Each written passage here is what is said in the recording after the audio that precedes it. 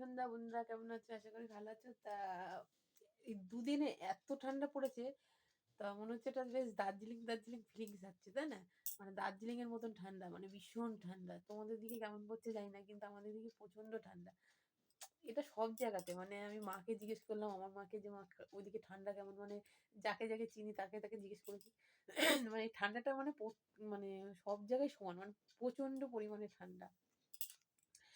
মানে কি বলবো, তা একটু বেরিয়েছিলাম, দোকানে গেছিলাম, মানে কিছু কিছু কাজ ছিল, সেই কাজগুলো করার জন্য।